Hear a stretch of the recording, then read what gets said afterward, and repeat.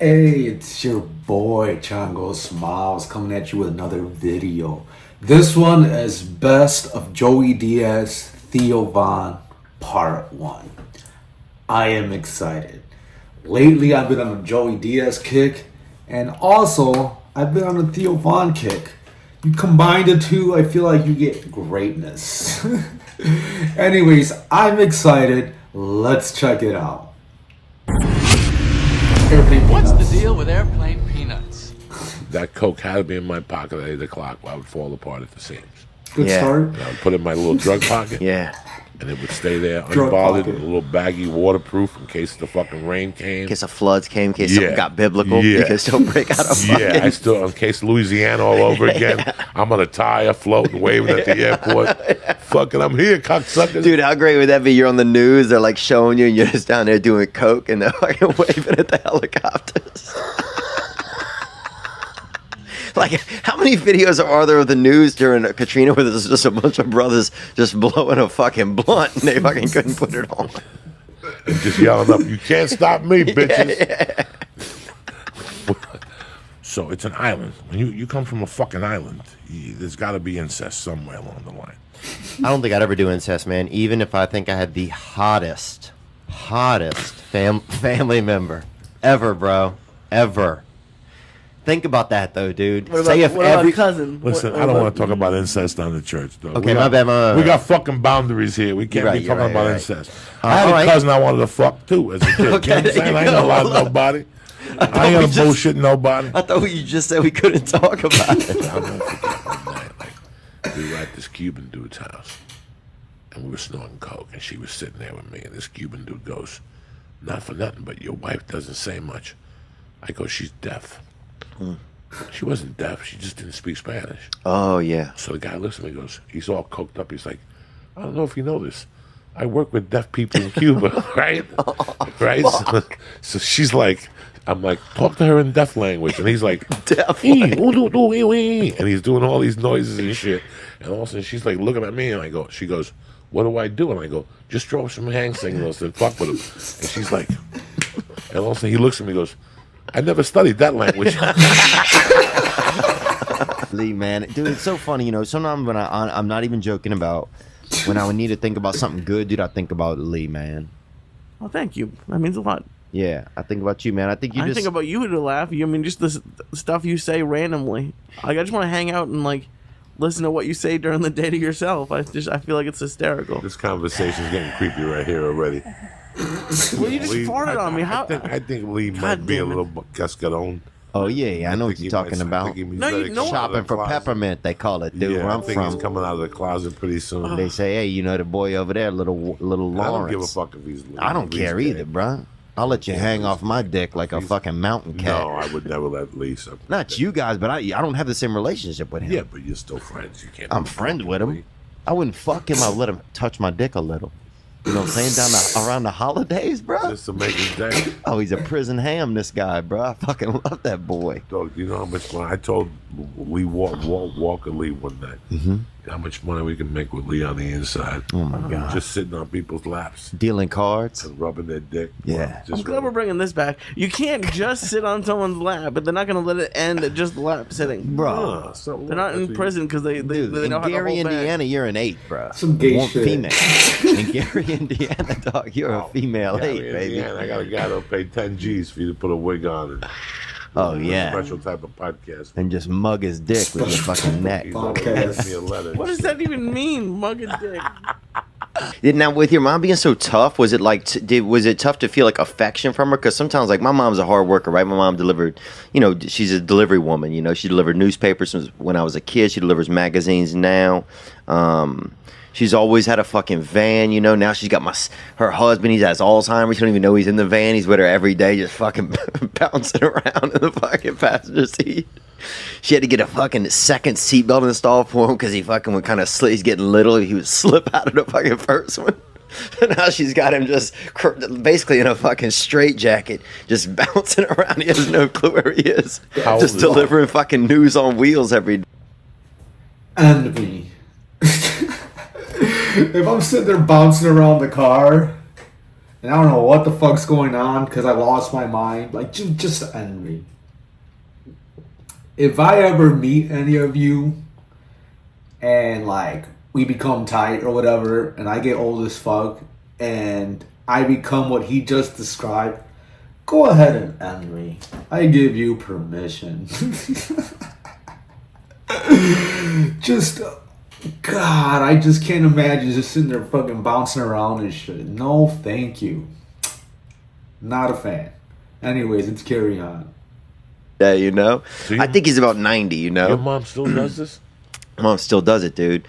And here's the worst part, bro. She got a good deal on this van, right? My mom likes a good deal, and she got a good deal on this van. It has none of the side or back windows, bro. So her fucking GPS is the Lord, bro. So she just fucking bouncing around. He's got him in the thing. GPS is the Lord. And that fucking Denny's, I saw. Were you with me when we saw, what's his name in there? I don't think so. Yeah, you were with me when we saw. Who was it, the guy with the braids? Home Improvement.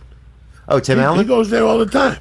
Wow. That's a swinging Denny's over there. Yeah. I just don't go in there at night because you're born to get shot. You're going after that. When you go to a Denny's, you might as well go to a Vegas to a country concert. Bro, look. When you go to Denny's after 10 nowadays, you might as well sign up for the next country fucking concert and fucking whatever. Stand real close to the window and wave this time. Dude,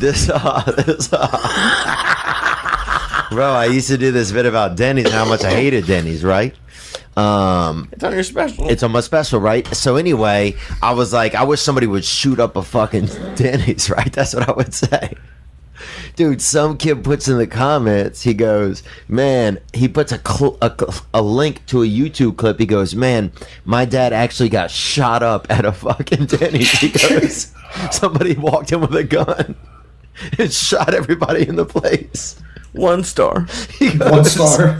But I still love this bit that you do. And that was beautiful, bro.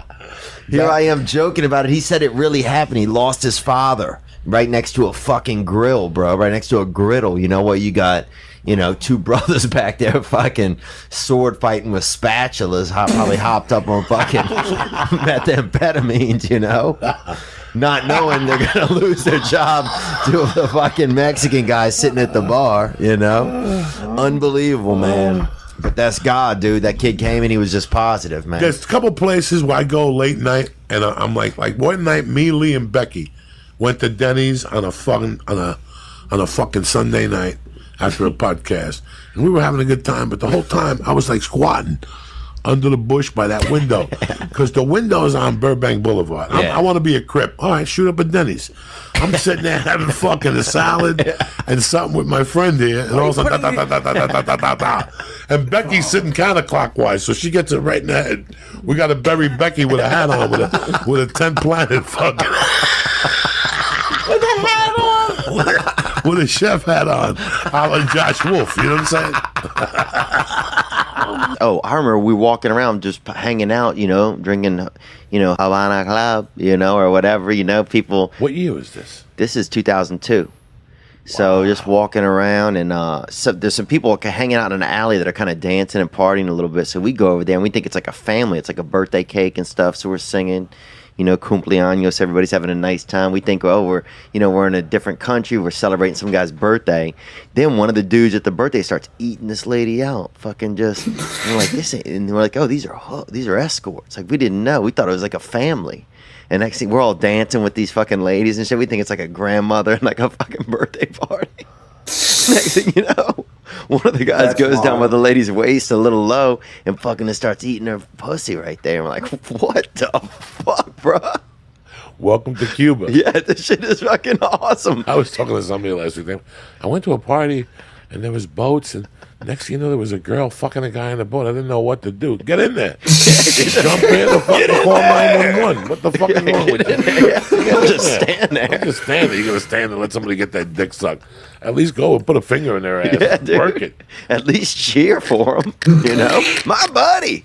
How many nights we leave here dying of hunger, you and I? 1 in the morning sometimes. Me and him, he's cross-eyed. Yeah. This guy, if at 2 in the morning, if I go and lean, listen, I got a sandwich coming over here. Just jiggle my balls. I guarantee I'll confuse him for 10 minutes. He'll be sitting there confused. I don't know. All I got to do is jiggle his balls. I'll wash my hands. I've done worse.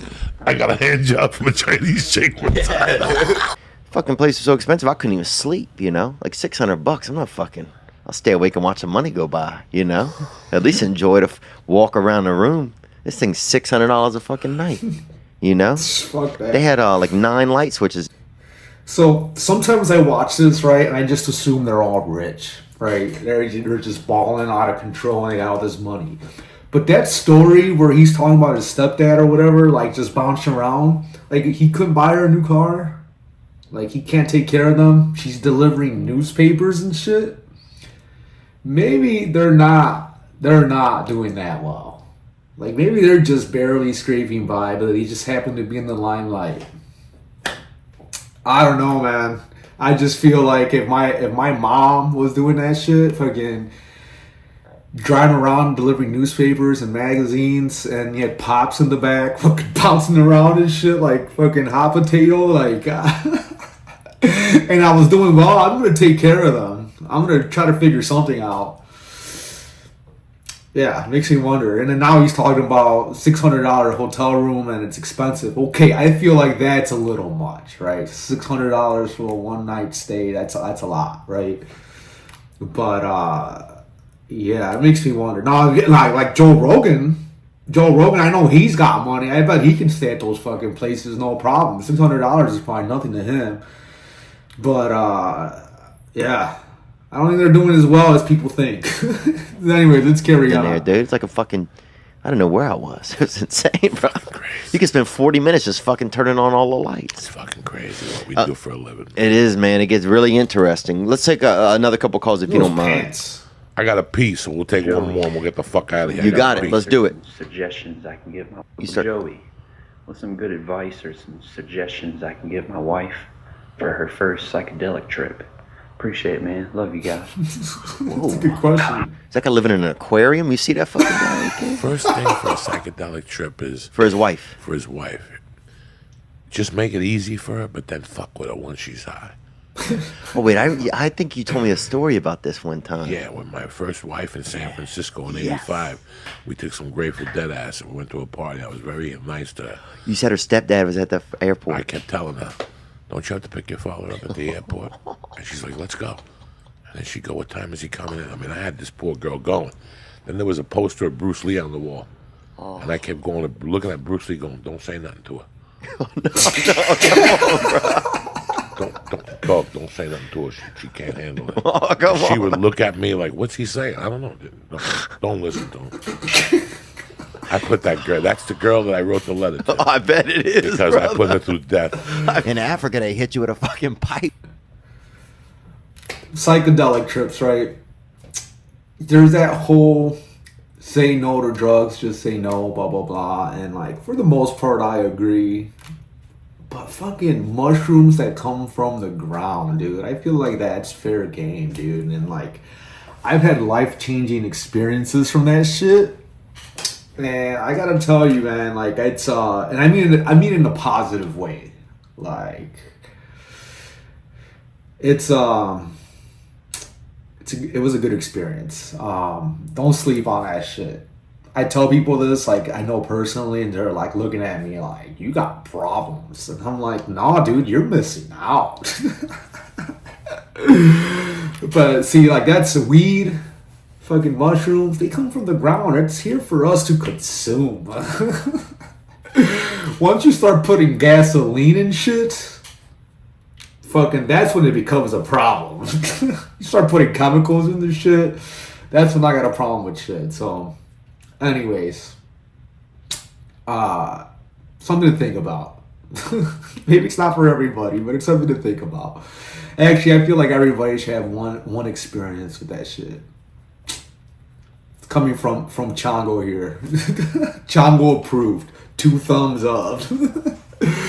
Let's carry on. Bro, if they love you. Just take a whiff of that fart. I'm not gonna take a whiff of your fart. That's Come disgusting. on, bro. Get a little air appetizer, bro. Treat Air your, appetizer. treat your snout to some of that fucking free booty pasta, bro. Like my tits are out. Yeah. You could feel the beads. I remember getting off the plane in Miami the next morning and my pants were fucking wet. And the waitress, the stewardess would just walk in the halls, look at me and give me a water. She knew how fucked up I was. Dude, my buddy and his brother used to get so fucked up on coke in Miami, then they go up to their hotel room, put on diapers, bro, because they kept shitting themselves and just go back down to the fucking dance floor. Just partying with diapers full of shit, bro, just dancing. And they could dance, bro. I mean, these boys could fucking dance. But who wants to dance with somebody who smells like shit? But I think they And you start moving, that shit starts shaking. I used to get coked up with a dude. That's what it's like to be, I think they were Latinos for I sure. used to get coked up with a dude that used to put a string on his wrist. Mm-hmm. And the string would go to the doorknob. So if you tried to open the doorknob, his string... Bro, I used to get high with some crazy shit. Yeah. I used to get high with his brother, who was bald. And his brother would be talking to you, like we'd be doing coke. Like, yeah. And all of a sudden he'd go...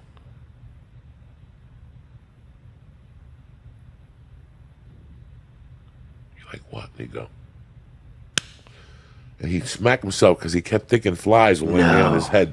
He would smack himself 80 fucking times a night, and we would laugh at every fucking time. And after he'd smack himself, he'd go. Bro, he used to put balloons. He lived on the 34th floor. I had another friend, Kurt. He's dead now. Rest in peace. Good dude.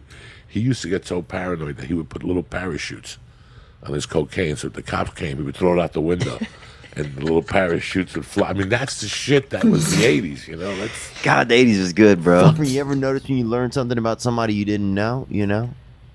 Like you see somebody and they're like a lawyer or something, but then you realize they're like a sorcerer or something. Or they do shady shit. Or you see them like ballroom dancing. And you're like, this fucking guy ballroom dances? That always takes my brain a minute. Or if you see a big person and they got their stomach stapled and now...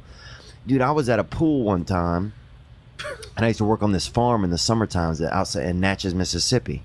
And they had, and this dude, Don Blankenstein, was the pool guy every year, right? And he'd come out there, and I'd keep an eye on him because the dude weighed probably 700 or 800 pounds, bro. Jesus. You know what I'm saying? He broke the gate every time he come in. But he was the lifeguard? He was, you know.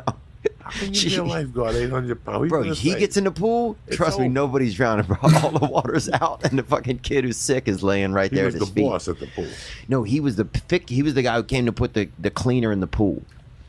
And so, but he'd open the gate, bro, and every time he'd walk through it and bring both sides of the gate down. Like he was just he was going to die soon, you know, when you saw him. You know, so you treated him well. And that's one thing I like sometimes about seeing huge people. It reminds you how to treat other people.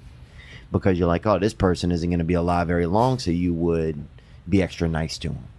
And so, but then Don, one summer, I'm out there laying by the pool, and this skinny guy comes in. You know, he could have fit through the gate with 90 of his fucking, you know, quintuplets or whatever. And he comes through the gate, and I'm like, who? And he keeps talking to me. And I'm thinking the guy's kind of a, you know, peppermint hunter, bro. You know what I'm saying? A little tender. And it turns out it's Don Blankenstein. He got the stomach thing, and he lost all the weight. And he was a different person now. He wasn't the same. I don't know. It wasn't the same, and our relationship was never the same as when he lost when he lost the weight. Don Blankenstein. Okay. All right. So that was just as good as I thought. I was not disappointed. That shit was fucking good, man. Like Theo Von and fucking Joey Diaz. I would love to be a fly in the wall and watch them interact, right? I think about that all the time.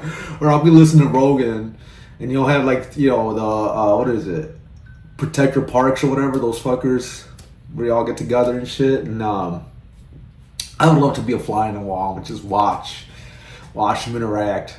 I mean, I guess that's kind of similar to just watching the podcast, right? It's almost like you're there anyways, right? But how about when they're not on camera, right? What is that like? So, yeah, man, this is good. This is good. Fucking, they got some stories.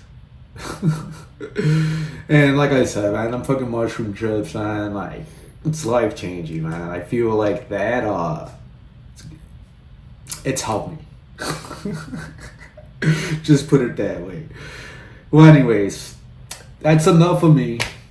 You guys go ahead and have a good day. But before that, make sure you go ahead and throw me some of these. Go ahead and share this. Go ahead and subscribe. Go ahead and hit the notification bell.